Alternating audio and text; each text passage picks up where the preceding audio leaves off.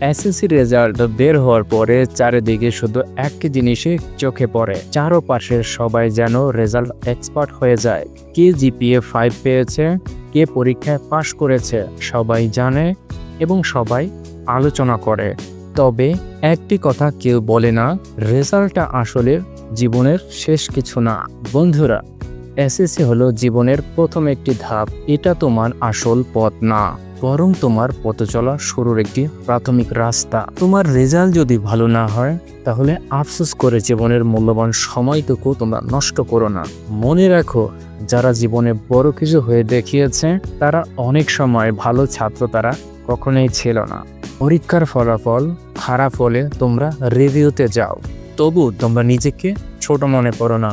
এরপর তুমি যা করবে সেটা খুব চিন্তা করে করো। তুমি কি বিজ্ঞানে পড়তে চাও, নাকি ব্যবসা শিক্ষা শাখায়, নাকি তুমি মানবিক শাখায় পড়তে চাও? তুমি নিজেকে জিজ্ঞেস করো, তোমার আগ্রহটা আসলে কোথায়? ভবিষ্যতে তুমি তোমার নিজেকে তুমি কোথায় দেখতে চাও? ভর্তি তো কলেজে হতেই হবে, কিন্তু তুমি কোথায় ভর্তি হবে? ভালো একটি কলেজ তুমি খুঁজে বের করো, যেই কলেজের পরিবেশটা তোমার উন্নতির জন্য সহায়ক ভূমিকা পালন করবে। শুধুমাত্র তোমরা কোনো কলেজের নাম দেখে ভর্তি হয়ে যেও না। এখন অনেকেই ভাবে, চলো পরীক্ষা তো হলো, রেজাল্ট তো বের হলো, একটু বিশ্রাম নেওয়া যাক, কলেজ তো অনেক পরে শুরু হবে। কিন্তু আমি বলি, এটাই তোমার জীবনের সবচেয়ে গোল্ডেন টাইম। এখন থেকে তুমি তোমার নিজের জীবনের উপর কাজ তুমি শুরু করে দিতে পারো। ইংরেজি, আইসিটি, গণিত এগুলো তোমার প্র্যাকটিসে রাখা অনেক জরুরি। আর একটা গোপন কথা তোমাদের আমি বলি, এখন থেকেই তুমি যদি কিছু স্কিল শিখে রাখো, যা তোমার পরবর্তী জীবনে তোমার অনেক উপকারে আসবে।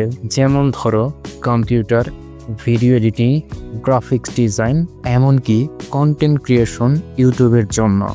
তাহলে তোমার পড়াশোনার পাশাপাশি একটি ইনকাম জেনারেটরও তোমার লাইফের সুযোগ থাকবে। সর্বশেষে তোমাদের একটি কথাই বলি, তোমরা কেউ রেজাল্টের চাপ নিতে যেও না। জীবন তোমার হাতে, রেজাল্টও মাত্র একটি বৃহৎ জীবনের সূচনা মাত্র। কিন্তু তুমি সেই গল্পটা কিভাবে লিখবে সেটা তোমার উপরেই নির্ভর করে। তোমার গল্পটি জানাতে হয় অনুপ্রেরণার।